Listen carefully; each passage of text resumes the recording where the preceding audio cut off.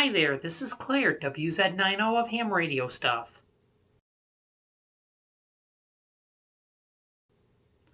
Some people might be wondering, Claire, where's episode 4?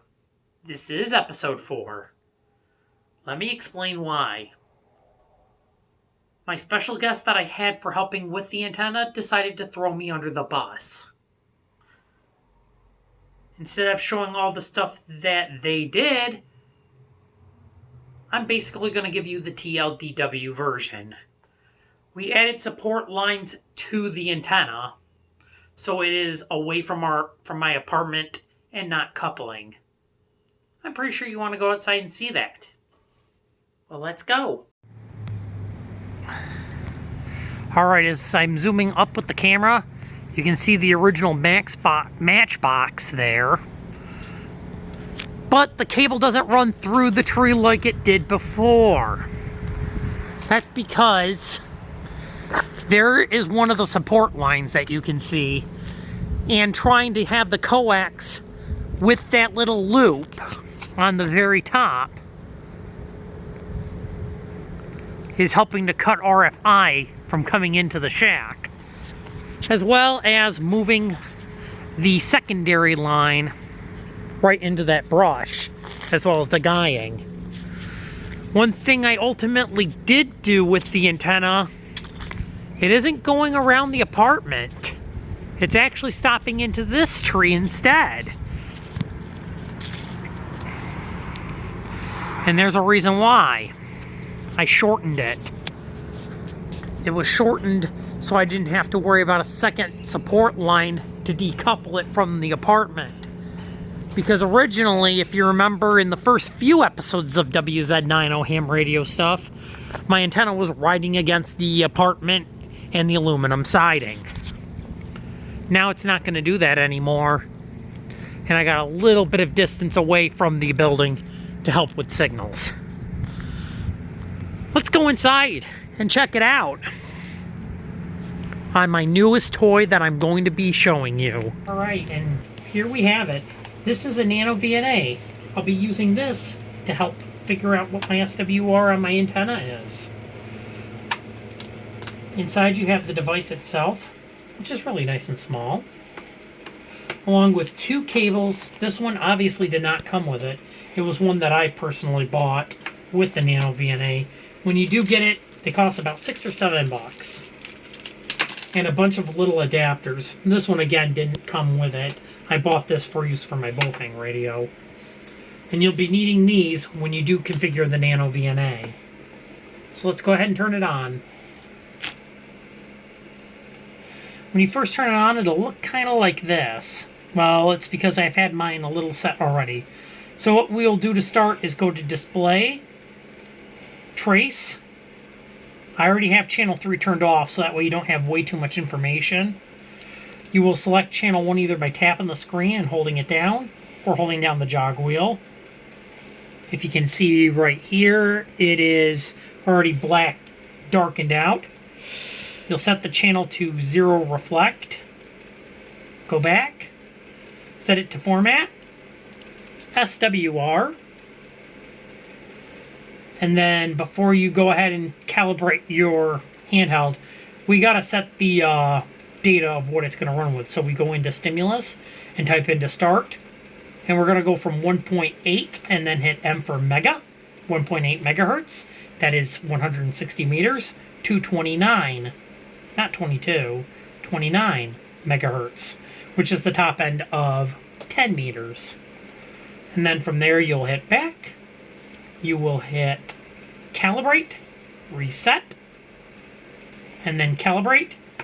And that's where these little ends come into play, because you have 3 different ones. I just caught that one. You notice this one right here is considered the open, so we'll screw this into channel 0.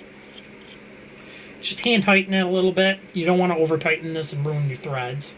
You're going to hit open, take it off. And this one, which looks like it's connected to something, but it isn't. This is considered the short trace.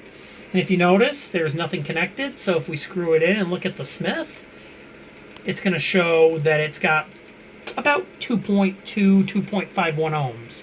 Therefore, a short. So we'll hit short, unscrew it.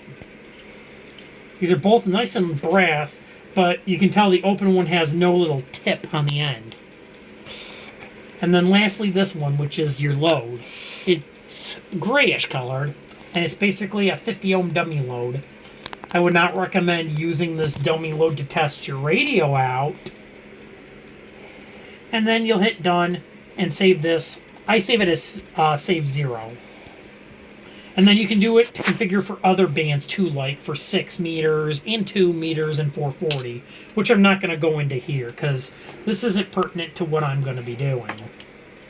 So now I can screw on the other cable that I'll be using to test SWR. And it has the semi-female end. So what we're going to do now, plug in the antenna that's outside, and give it a look.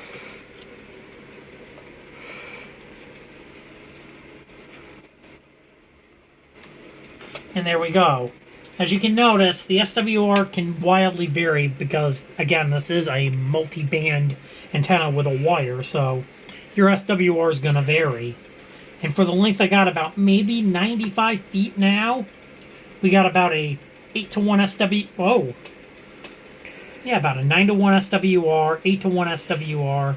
It's going to fluctuate because of the outside world with that antenna. And we can use the jog wheel to scroll through and take a look at where these valleys are. That's where your antenna is going to show some resonance. Like right there, I got about 5-to-1 on 80 meters. I could trim that to be a little lower. I got like 3.2-to-1 right around 60 meters at 5.8 megahertz. But I can notice that there's a lot of concern at... There's a huge peak right there in the SWR at 40 meters, around 7.240. But it seems to be about 3.3-to-1 just outside of 30 meters at 10 megahertz.